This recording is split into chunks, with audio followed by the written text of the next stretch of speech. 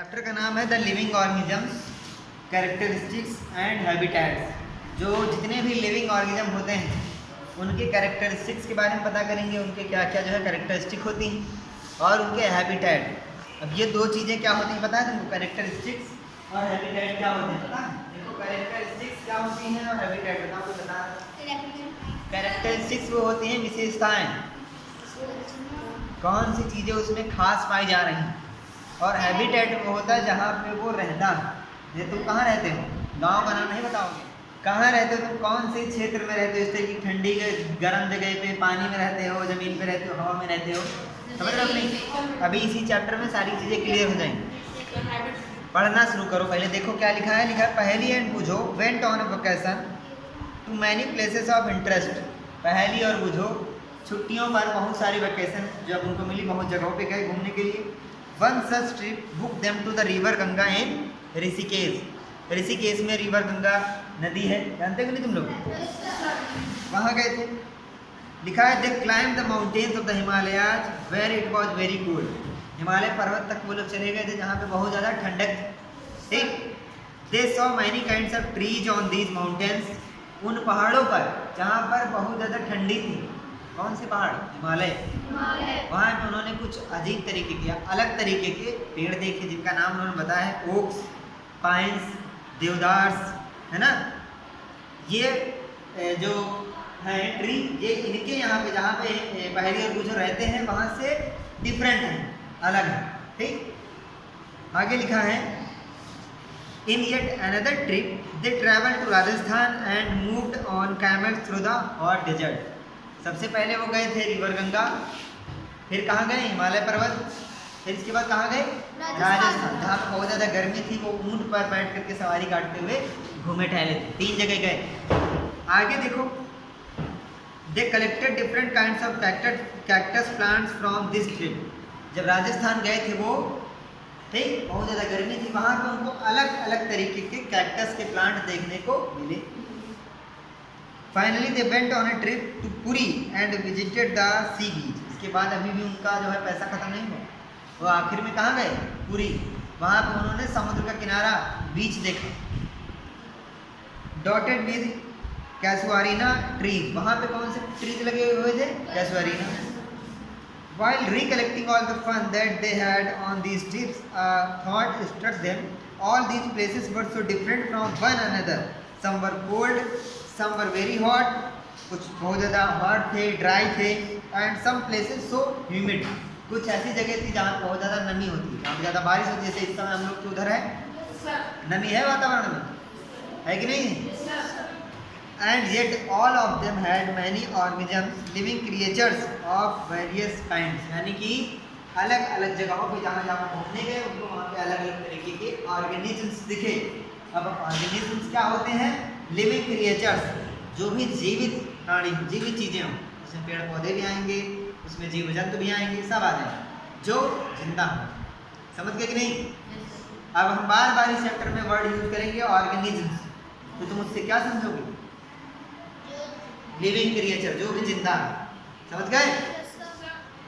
अब पहेली और बूझो ये, अच्छा, इन लोगों की दिमाग में तुम लोग जानते हो खुरापात वाले सवाल आते रहते, तो इन्होंने ये सवाल सोचना शुरू किया कि हम गर्म जगह पे हुआ है, वहाँ पे हमको लिविंग क्रिएचर दिखे, ऑर्गेनिजम्स मिले। हम लोग बहुत ज़्यादा ठंडी जगहों पे हो, हिमालय पर्वत जहाँ बहुत ज़्यादा ठंडी बर्फ जमी, वहाँ भी हमको मिले। गंगा नदी जहाँ पानी भरा हुआ है, वहाँ भी हमको मिले। ठीक। अब क्या बचा? चौथा कौन सा बचा? हाँ, समुद्र के किनारे वहाँ भी गए, वहाँ भी उनको लिविंग क्रिएचर दिख गए, मिल गए। तो अब वो सोच रहे हैं कि ऐसी कौन सी जगह है इस पूरी पृथ्वी पर जहाँ पर लिविंग क्रिएचर या ऑर्गेनिजम्स नहीं मिलेंगे। तो उन्होंने अपने घर में ढूंढना शुरू किया, अपने घर में कबर्ड, अपने घर में जगह जगह पर उन्होंने ढूंढा। उनको कहीं ना कहीं कुछ ना कुछ मिल गया। तुम खुद सोचो, तुम्हारे घर में जो कबर्ड है उसको खोलो, अंदर तुमको क्या मिलेगा? हाँ बोलो। कॉफी। जीवित लिविंग क्रिएचर में क्या दिखेगा बताओ? चूहे और मकड़ी, चींटियाँ, छिपकली, कॉकरोच मिलेंगे कि नहीं है सब? देखो 9.1 में लिखा है इसके अलावा पहेली और बूझो के दिमाग में एक और ख्याल आया। क्या आया? देखो लिखा है कि जब उन्होंने ये अलग अलग जगहें विजिट करी थी तो उन्होंने देखा था कि डेजर्ट्स में उनको कैमल्स, ऊँट दिखे थे, ठीक, जहाँ पे क्या होता, रेगिस्तान होता, वहाँ पे उनको क्या दिखे थे? ऊँट। माउंटेन्स पे उनको गोट और याक दिखे थे, बकरियाँ, याक, ये सब मिले थे। पुरी में, पुरी कहाँ पे था पता है? अभी बताया था, बीच, समुद्र के किनारे, वहाँ पे उनको क्रैब्स यानी कि केकड़े दिखे थे, और भी वहाँ पे उनको अलग अलग तरीके की मछलियाँ दिखी, फिश दिखी, ठीक, ये समझ रहे हो कि नहीं? पेड़ भी वहाँ पे अलग अलग तरीके के मिले और एनिमल्स भी वहाँ पे अलग अलग तरीके के मिले। आगे लिखा है the kinds of plants found in each of these regions were so different from the plants of the other region. इन जगहों पर जो प्लांट्स पाए जा रहे हैं और जहाँ पे वो पहली और वो जो परमानेंट रह रहे हैं, इन दोनों जगहों के प्लांट्स में और ट्रीज में क्या है? डिफरेंट, अंतर वहाँ पे देखने को मिला। What about the surroundings in these different regions, were they the same? अब ये प्रश्न देखो, क्वेश्चन बहुत आसान है, रिलेट करके बताना है कि क्या इन सभी जगहों की जो सराउंडिंग्स हैं, चारों तरफ का एरिया जिसको बोलते हो सराउंडिंग, क्या वो सेम होगा? नहीं, अलग होगा, क्योंकि जब वहाँ पेड़ पौधे अलग हैं, वहाँ का टेम्परेचर अलग है, वहाँ का वेदर अलग है, तो वो भी क्या होंगे? अलग होंगे। अब एक्टिविटी 1 देखो दी गई है, कह रहे हैं कि एक फॉरेस्ट से शुरुआत करते हैं। Think of all the plants, animals and objects that can be found there. एक जंगल में जितने तरीके के तुम्हें एनिमल्स मिलते हैं, प्लांट्स मिलते हैं, ऑब्जेक्ट्स यानी कि वहाँ पे जो भी सामान उनको मिलते हैं उनके बारे में सोचो। उनको कॉलम 1 में टेबल 9.1 देखो बनी हुई है। टेबल 9.1 जो कि आज का तुम्हारा होमवर्क रहेगा बुक में ही करने का। देखो क्या लिखा है, animals, plants and other objects found in different surroundings. Animals, plants और अदर ऑब्जेक्ट्स जो अलग अलग सराउंडिंग्स में पाए जाते हैं उनके बारे में हम लोग इसमें पढ़ेंगे। लिखा है इन द फॉरेस्ट, फॉरेस्ट में हमको कौन कौन से एनिमल्स मिलते हैं बताओ? लॉयन, टाइगर, और वहाँ पे क्या मिलते हैं? बर्ड, रॉक्स मिलते हैं, है ना, पेड़ मिलते हैं, और माउंटेन्स पे क्या मिलते हैं। ऐसे करके तुमको सारे इसमें पूरा ये भरना है, समझ गया कि नहीं? ये टेबल भर जाएगी। कुछ हमको नहीं लग रहा है कि इसमें कठिन, इसको भर के लाना, अगर कुछ दिक्कत होगी तो कल बता देंगे, ठीक है? नहीं, इसी बुक में पहले भर के लाओ, पेंसिल से भरोगे सब लोग। अब इसको भरने के लिए तुम अपने टीचर से, अपने पेरेंट्स से, लाइब्रेरी में कोई बुक हो, गूगल हो, कंप्यूटर तुम्हारा, टीवी जहाँ से भी है उससे देख करके ये पूरी टेबल तुम्हें भरना। अपने मन से भर सकते तो वैसे भर लेना। ठीक है, try and include many plants, animals and objects. जितना ज़्यादा हो सके उतने ज़्यादा एनिमल्स, उतने ज़्यादा ऑब्जेक्ट्स में, प्लांट्स में भरने का प्रयास करो। Big and small each of the columns in this table. What kind of objects will be find that may not be animal और प्लांट। कुछ ऐसी भी चीज़ें हमको देखने को मिलेंगी जो ना एनिमल होंगी ना प्लांट मिलेंगी कि नहीं मिलेंगी? जैसे रॉक है, पत्थर, वो क्या है? ना एनिमल है ना प्लांट है। Perhaps parts of the plants like dried leaves or parts of animals like bones, we may also find different kinds of soils and pebbles. हमको वहाँ पे सूखी पत्तियाँ देखने को मिलेंगी जो ना एनिमल है ना प्लांट। हमको वहाँ पे एनिमल्स के पार्ट्स देखने को मिलेंगी, हड्डियाँ, ना वो एनिमल है ना प्लांट। और भी हमको वहाँ पे बहुत सारी चीज़ें मिलेंगी, मिट्टी देखने को मिलेगी, कंचे देखने को मिलेंगे, है ना, मिलेंगे कि नहीं बताओ? yes, कंचे देखे हो जंगल में? मिट्टी तुम्हारे घर में ही कभी अचानक से मिट्टी से निकल आते होंगे, उनको लगता होगा ये कहाँ से आके कोई डाल के चला गया। मिट्टी में थे, वो दबा हुआ था।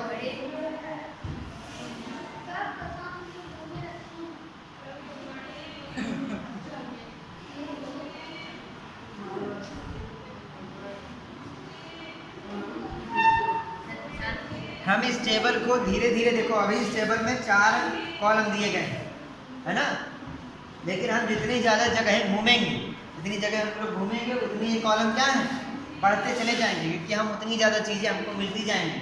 हम उतने ज़्यादा प्लांट्स देखेंगे, हम उतने ज़्यादा एनिमल देखेंगे, तो इस कॉलम को अपने आप बढ़ाते चले जाएंगे। समझ रहे हो नहीं समझ रहे? देखो टेबल 9.1 को जरा फिर से देखो एक बार, अभी देखो बता रहे हैं, इसमें लिखा है इन द फॉरेस्ट। टेबल 9.1 में लिखा है इन द फॉरेस्ट। जंगल में हमको कौन कौन चीज़ें दिखेंगी वो हम यहाँ पे लिखेंगे। तो कितने लोग जंगल गए हैं? तो ये टॉपिक पूरा तो अभी हो नहीं पाएगा, तो इसके बारे में थोड़ा ऐसे बता रहे हैं कि हैबिटेट और एडाप्टेशन क्या होता है। हैबिटेट वो होता है जहाँ पर कोई एनिमल रह रहा है। इसमें इसकी डेफिनेशन भी लिखी है, देखो पेज नंबर 81 पे राइट साइड पे ऊपर से सेकंड पैरा देखो लिखा है the place where organisms live is called habitat. अब हमारा सवाल यहाँ पे ये है कि ऑर्गेनिजम्स क्या है, अभी बताया लिविंग क्रिएचर, जो भी जीवित होगा वो ऑर्गेनिज्म, ठीक, वो प्लांट हो एनिमल हो कुछ भी हो। तो किसी ऑर्गेनिज्म का ऐसी जगह जहाँ पे वो रहता है उसको क्या बोलते हैं, हैबिटेट। यानी कि अगर हम कहें कि कैक्टस का हैबिटेट है डेजर्ट, तो सही है कि गलत? बोलने में सही होगा लेकिन इसको सिद्ध भी तो करो। कैक्टस जो है ऐसी जगह पे पाया जाता है जहाँ पर क्या हो, गर्मी हो, है ना। अब देखो कैक्टस की पत्तियों में और नॉर्मल आम के पेड़ की पत्तियों में कुछ अंतर पाया जाता है? कैक्टस में पत्तियां ही नहीं होती, तो कांटे होते हैं तो पत्तियां नहीं है, तो कैसे काम चल रहा होगा? क्योंकि हमने बताया था कि पत्तियों के द्वारा ही ट्रांसपिरेशन होता है, यानी कि पानी जो है ऊपर जाता है, उसी में फोटोसिंथेसिस होती है पत्ती में फूल। जब उसमें पत्तियां ही नहीं है तो उसमें ये सब कैसे हो रहा? क्यों नहीं हो रहा? तो जीवित कैसे हो? बारिश से तो पानी मिल रहा, उस पानी का क्या हो, क्या शरबत बनाए? हम बता रहे हैं, मेरी बात सुनो। टॉपिक और एडाप्टेशन, हैबिटेट, और इन दोनों को साथ में रखने का एक कारण है हैबिटेट के बारे में हमने बता दिया। जहाँ पर एक लिविंग ऑर्गेनिज्म या फिर एक ऑर्गेनिज्म रहता होगा उसको क्या बोलेंगे? हैबिटेट। एडाप्टेशन के बारे में जरा बताना समझ लो। कोई भी एनिमल अगर किसी अलग तरीके की एक विशिष्ट जगह पे रहता है, स्पेसिफिक प्लेस पे रहता है, तो उस पर उस एरिया में रहने के लिए, उस सराउंडिंग को झेलने के लिए कुछ ना कुछ उसकी बॉडी में एडाप्टेशन हो जाते हैं, कुछ चेंजेस हो जाते हैं। जैसे मान लो कि एक कैक्टस का प्लांट है, ये मिट्टी है सॉइल की, यहाँ पे एक कैक्टस का ऐसे प्लांट लगा हुआ है, ये कैसे तो होता है? ये कैक्टस का प्लांट ऐसे लगा हुआ, इसमें ऐसे कांटे होते हैं, बहुत सारे, जिन्हें हमने ज़्यादा बना लिया। अब ये अगर ऐसे ना होता, ये एक नॉर्मल ऐसे प्लांट होता, ठीक, इसमें यहाँ बहुत सारी पत्तियां मान लो लगी थी, ठीक, ऐसे करके इसे समझने के लिए बना रहे हैं ताकि तुम्हें थोड़ा क्लियर हो जाए कि एडाप्टेशन क्या है। अगर इसमें पत्तियां लगी होती तो ये ट्रांसलेशन कर रहा होता,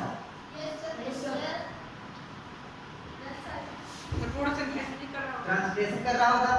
यानी कि जमीन से हमने कहा था, मान लेते हैं कि अगर 100 लीटर पानी ले रहा है तो उसमें से 1 लीटर पानी बहुत ज्यादा मात्रा में पानी ऊपर छोड़ रहा होता।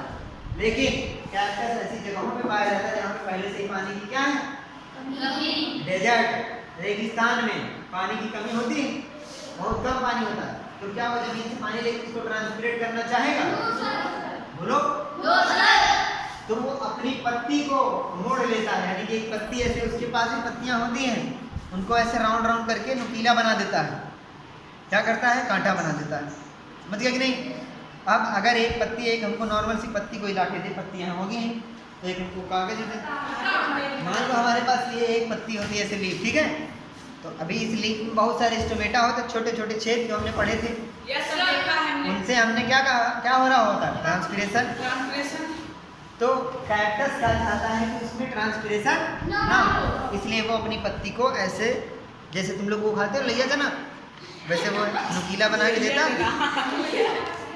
वैसे नुकीला बना के देता है, वैसे छोटा सा एक नुकीला सा कांटा बना देता है। वही पत्ती मुड़ करके ऐसे कांटा बन जाती है। तो जब ये पत्ती मुड़ गई तो क्या इसमें ट्रांसपिरेशन हो पाएगा? नहीं। समझ गया कि नहीं? तो ये हुआ एडाप्टेशन।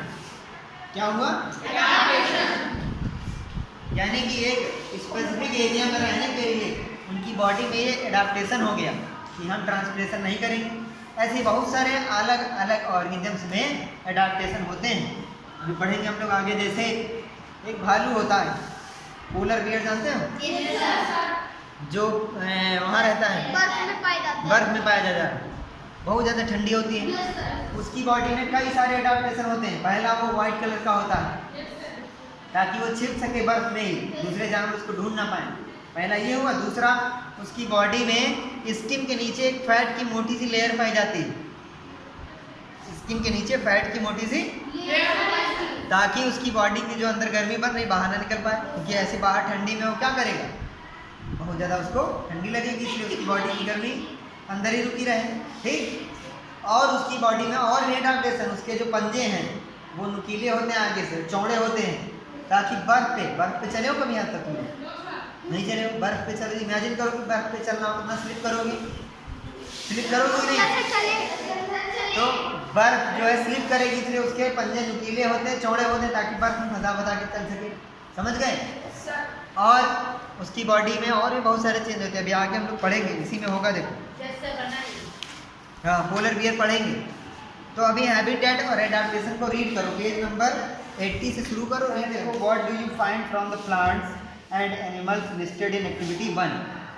एक्टिविटी 1 हम लोगों ने करी थी, टेबल 9.1 फिल करने की कहा था पिछली क्लास में, जिसमें कहा था इन द फॉरेस्ट, यानी फॉरेस्ट में कौन कौन से जानवर या फिर प्लांट्स कुछ भी जो पाया जाता है। इसी तरीके से माउंटेन्स पे क्या क्या पाया जाता है, ऐसे ही डेजर्ट पे क्या क्या पाया जाता है, ये सारी चीज़ें हमने कहा था टेबल में फिल कर लेना। ठीक, तो जो हम लोगों ने प्लांट्स और एनिमल्स एक्टिविटी 1 यानी कि टेबल में फिल करे थे, उनसे हमको क्या पता चला, हमने क्या पाया, कहा did you find a large variety in them, क्या हम लोगों ने उसमें बहुत बड़ी वैरायटी यानी कि भिन्नता देखी। क्या कुछ हम उर्दू में बोल रहे हैं, क्या समझ नहीं आ रहा? देखो समझो मेरी बात, इन्होंने कहा है फॉरेस्ट में हम लोगों ने देखा था लायंस और टाइगर्स पाए जा रहे थे, और माउंटेन्स पे क्या दिख रहे हैं, क्या लायन और टाइगर वहाँ पे भी दिख रहे हैं? तो वैरायटी है दोनों जगह पे, है तो दोनों जगह पृथ्वी, लेकिन वैरायटी दिख रही है हम लोग को। फिर इसके बाद कह रहे हैं डेजर्ट में पहुंच जाओ, क्या वहाँ पे तुमको लायन, टाइगर या फिर जो माउंटेन्स पे याक और गोट पाई जा रही थी वो डेजर्ट में दिखेंगी नहीं, फिर वैरायटी हो गई। फिर इसके बाद क्या है, समुद्र में, पेज नंबर 80 पे लिखा है इन द सी, समुद्र में प्लांट्स और एनिमल जो होते हैं वो समुद्र वाले पानी से घिरे रहते हैं, और समुद्र वाले पानी में वाटर में क्या होता है, सॉल्ट, तो वो वाटर कैसा होता है, सॉल्टी वाटर, उसमें जो एयर डिजॉल्व है उसका इस्तेमाल करके वो क्या कर रहे हैं, वो जीवित हैं। समझ गए कि नहीं? आगे देखो लिखा है there is very little water available in the desert, और डेजर्ट में बहुत कम पानी होता है, ये सब हम लोग पिछली क्लास में पढ़ चुके हैं कि डेजर्ट में पानी कम होता है, वहाँ पे कैक्टस होता है, वो अपने आप को कैसे डालते हैं ना, पता है कि नहीं पता है? अच्छा, डेजर्ट में एक चीज़ और होती है कि वहाँ पे दिन में बहुत ज़्यादा गर्मी होती है और रात में बहुत ज़्यादा, रात में क्या होती है, ठंडी होती है। क्यों जानते हो? देखो, जो चीज़ जितनी ज़्यादा जल्दी गर्म हो जाएगी वो उतनी ही जल्दी क्या होगी, ठंडी की हो जाएगी। तो जो बालू है, रेत जो है, वो दिन में बहुत जल्दी गर्म हो जाती है सनलाइट की वजह से, तो रात में उतनी जल्दी क्या होगी, ठंडी हो जाएगी, और रात में ठंडी तो बहुत ज़्यादा ठंडी लगेगी। अब देखो, एक एक जानवर के बारे में पढ़ेंगे, एक एक प्लांट के बारे में पढ़ेंगे कि वो कैसे उस सराउंडिंग के लिए खुद को अडाप्ट करेंगे। देखो, इसमें लिखा है the body structure of a camel helps it to survive in the desert condition, यानी कि कैमल की जो बॉडी बनी हुई है वही उसको हेल्प कर रही है कि ऐसे डेजर्ट कंडीशन में खुद को कैसे सर्वाइव कर पाए। लिखा है camels have long legs, camel कितने लोगों ने देखा है? तो कैमल की जो लेग्स हैं वो बहुत ज़्यादा लंबी होती हैं, जानते हो काहे के लिए? अच्छा, कितने लोगों ने किसके घर के आसपास, जैसे किसी घर के आसपास घर बन रहा होता है तो बालू लाते हैं वो लोग, और दिन में दोपहर में जब धूप हो रही हो तो फिर उस बालू पे नंगे पैर चल पाओगे? क्यों? क्योंकि बालू बहुत ज़्यादा गर्म है, और नॉर्मल मिट्टी पे टहल लोगे क्योंकि मिट्टी इतनी जल्दी से गर्म नहीं होती है, और बालू क्या होती, गर्म हो जाती है। अच्छा, अब एक चीज़ और, ऊँट की टांगे लंबी होने का कारण क्या है? यही कारण है, समझ रहे हो? देखो, ऊँट चल रहा है, ये मान लो डेजर्ट, ये मान लो डेजर्ट, ठीक, ये जो रेत है, बालू, अब कैमल यहाँ पे मूव कर रहा है, कैमल की 4 टांगे बनाई जा रही हैं, बहुत सारी ऊंची टांगे, ठीक, ये इसके ऊपर इसकी बॉडी है कैमल की। अगर ये रेत यानी कि इस बालू और इसकी मेन ये बॉडी के बीच में दूरी नहीं होगी, ये पास में होगी, अगर इसकी टांगे छोटी छोटी होंगी तो इसकी जो गर्मी है वो इसके बॉडी में लगेगी, तो इस गर्मी की वजह से वो इसमें सर्वाइव कर पाएगा, इसलिए इसकी टांगे लंबी होती हैं, तो नीचे की गर्मी इसकी इस बॉडी में नहीं लग पाती है। इसकी टांगे ऐसी बनाई जाती हैं, ऐसी बनी होती हैं, ऐसी अडाप्ट करी होती हैं कि उन पे उस गर्मी का ज़्यादा असर नहीं पड़ता है। समझ गए कि नहीं? तो पहला एडाप्टेशन हम लोगों ने अभी पढ़ा किसमें? कैमल में। क्या होता है? उनकी टांगे क्या होती हैं? लंबी होती। बोलो थोड़ा एनर्जी दिखाओ। कैमल की टांगे कैसी होती हैं? लंबी। किस वजह से लंबी होती हैं? ताकि जो नीचे की गर्मी है वो उनकी मेन बॉडी में ना पहुंचे। अब लगा कुछ? हाँ। दूसरा देखो, ये हो गया दूसरा ही नहीं बॉडी में। अभी हम लोग कैमल के बारे में पढ़ रहे हैं। अच्छा देखो, एनसीईआरटी की एक बात है कि जो जरूरी बात है वो ऐसा नहीं कि मार उसको सजा बजा के लिख दें, डायग्राम लगा दें, वहाँ पे स्टार बना दें, ऐसा कुछ नहीं। वो जरूरी बात भी बहुत सारी बातों के बीच में लिख के चले जाते हैं। बस तुम्हें छांटना है कि उसमें से इंपॉर्टेंट बात कहाँ पर लिखी गई है। अब कैमल के बारे में पूरा एडाप्टेशन उन्होंने इसी पैरा में बीच में बता दिया है। बस हमको पकड़ना है कि यहाँ पे जरूरी बात है। कैमल के एडाप्टेशन क्वेश्चन तुम्हारा पूछा जाएगा कि इस तरीके के हॉट क्लाइमेट में, हॉट सराउंडिंग्स में भी, गर्म मौसम में भी कुछ जानवर जैसे कि कैमल वहाँ पे सरवाइव कर पा रहा है। कैसे सरवाइव कर पा रहा है? क्या क्या उसकी बॉडी में एडाप्टेशन हुए हैं? तो पहला तुम बताओगे कि उसकी टांगे क्या है? जिस वजह से जो नीचे की गर्मी है उसकी बॉडी तक नहीं पहुँच पा रही। दूसरा, उसकी बॉडी में एक और एडाप्टेशन हुआ है। क्या? कि वो बहुत कम अमाउंट एक्सक्रीट करता है यूरिन का, यानी कि बार बार टॉयलेट नहीं जाता तुम लोग की तरह। ये लंच तक ही 4 बार हो आते हो, पता नहीं कहाँ से इतना पानी आ रहा है। जो जितना बारिश का पानी है हमको लग रहा है तुम लोग की बॉडी में गया है। अभी मैथ की क्लास शुरू हो जाए, देखो कितनी बार जाओगे। एक ही पीरियड में 3-3 बार गाँव चले जाएं, मौका मिल जाए तो। देखो उसने, उसके अंदर एडाप्टेशन है कि वो टॉयलेट कम जाता है। कौन?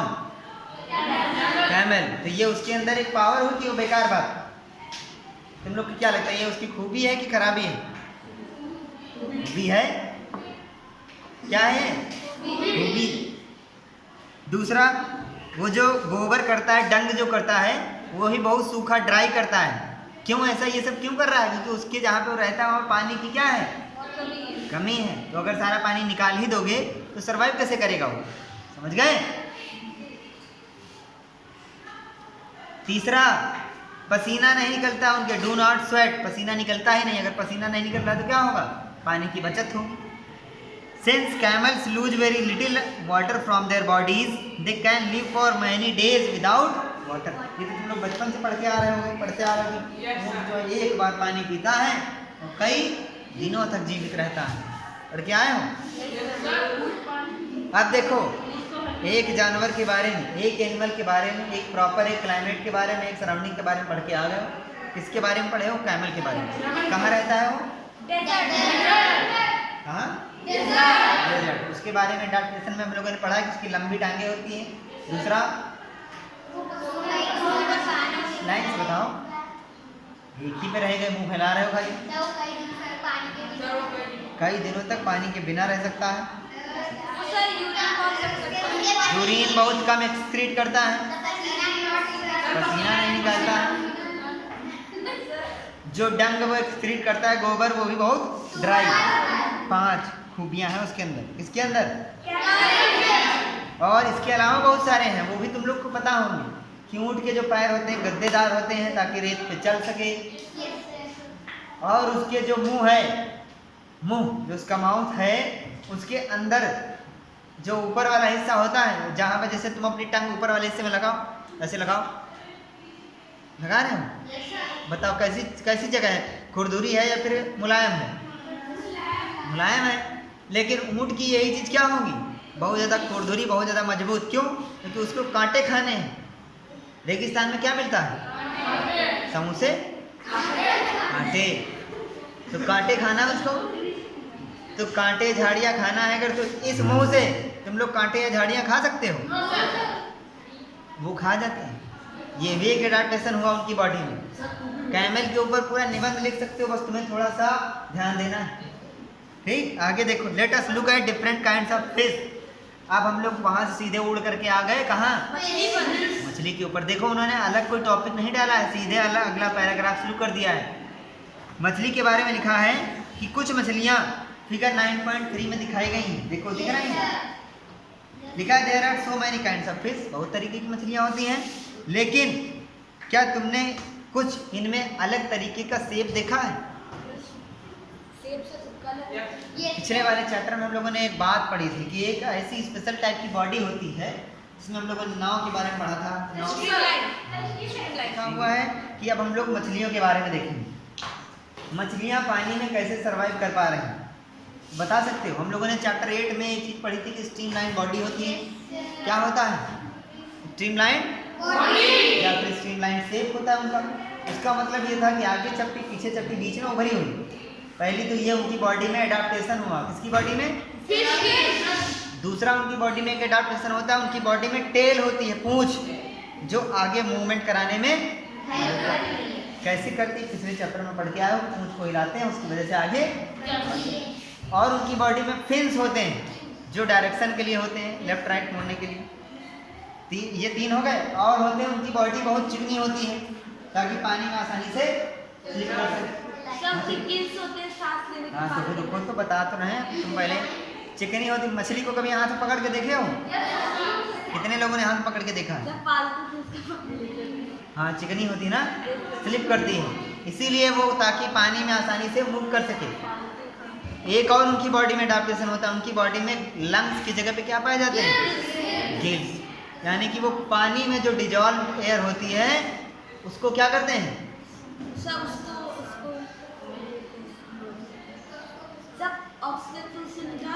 हाँ उससे सांस लेते हैं, उसमें से ऑक्सीजन लेते हैं। ठीक।